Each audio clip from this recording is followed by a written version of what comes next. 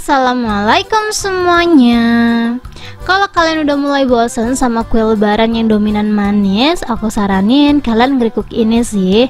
Ini tuh mie kering bumbu cikru, pedas, asin, gurih, dan wangi. Bawangnya tuh nampol banget. Cocok dijadiin cemilan nonton, temen mudik, ataupun oleh-oleh. Ini tuh bahan-bahannya berkualitas ya teman-teman ya. Jadi kalau kita makan banyak gak bikin mules. Yang penasaran langsung aja ditonton sampai habis.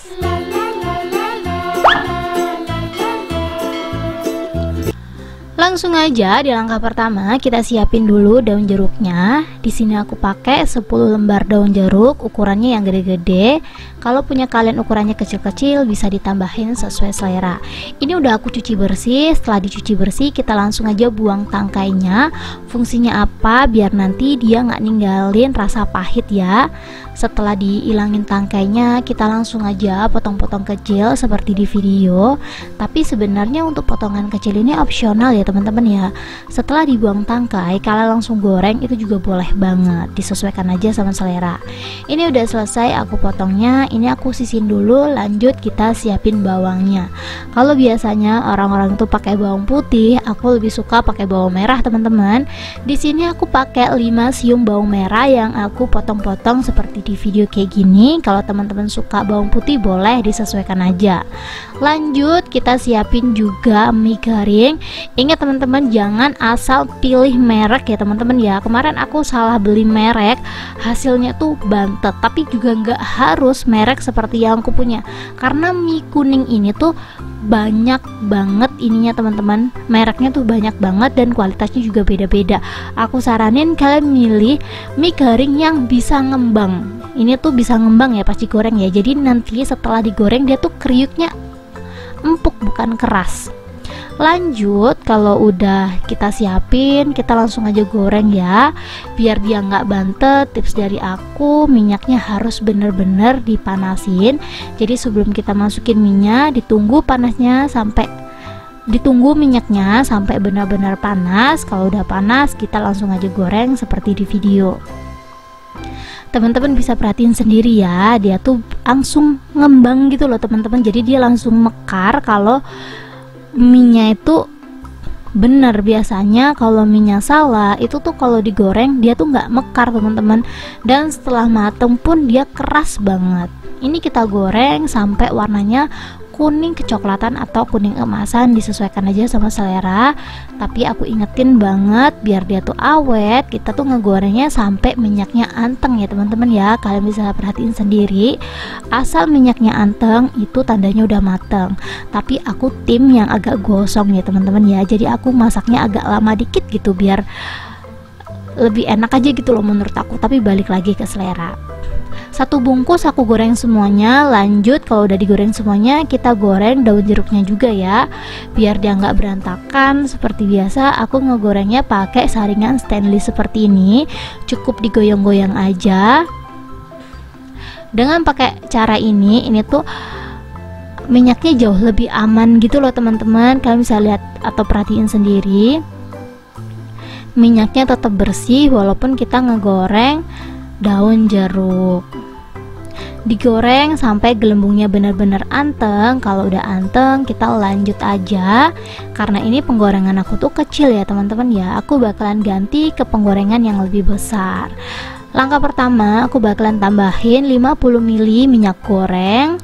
Ini aku pakai bekas sisa kita ngegoreng mie tadi ya. Kita pakai 50 milian lah, ditimbang boleh, dikira-kira juga nggak apa-apa.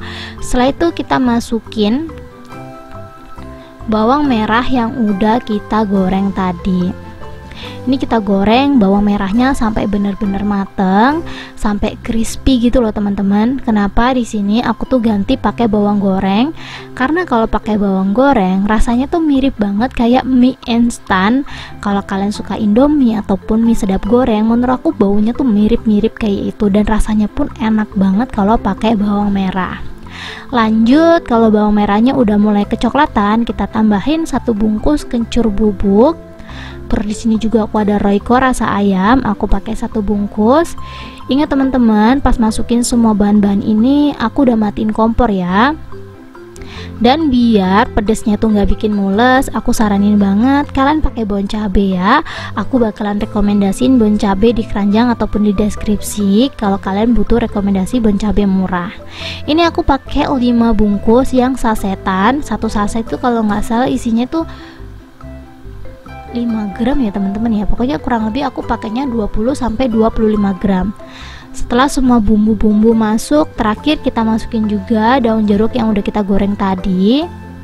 Ingat teman-teman, apinya harus sudah mati ya pas kita proses nyampur bumbu ini. Walaupun apinya hidup, aku saranin apinya super kecil. Kalau semua bener-bener udah masuk, termasuk minyak kayak gini, kita langsung aja aduk. Aku saranin banget kalau teman-teman ngerikuk ini tuh sebenarnya penggorengannya nggak perlu gede-gede banget kayak gini, cukup pakai yang kecil aja. Tapi nanti setelah bumbunya mateng, setelah bumbunya dicampur, kalian bisa langsung aja pindah ke dalam baskom yang ukurannya gede. Jadi ini tuh aman banget ya buat teman-teman yang nggak punya penggorengan atau panci gede, bisa pakai cara seperti yang aku omongin tadi. Tapi harus banget ngaduknya pakai wadah yang gede ya biar merata. Soalnya kalau tempatnya kecil seperti yang punya kayak gini, ini tuh ngaduknya repot banget teman-teman. Ini tuh terancam bumbunya nggak bisa merata. Jadi kita harus ngaduknya agak lama biar bumbunya tuh merata. Diaduk terus saja teman-teman. Ini nanti merata sendiri.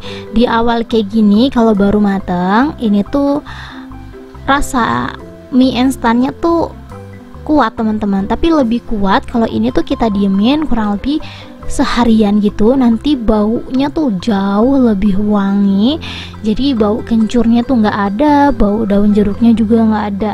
Yang kuat ini tuh bau bawangnya nampol banget sih teman-teman. Aku saranin kalau kalian buat ini, tipsnya ya biar kalian nggak nyesel gitu, untuk daun jeruknya dikurangin aja teman-teman, karena kebanyakan daun jeruk menurut aku kurang enak.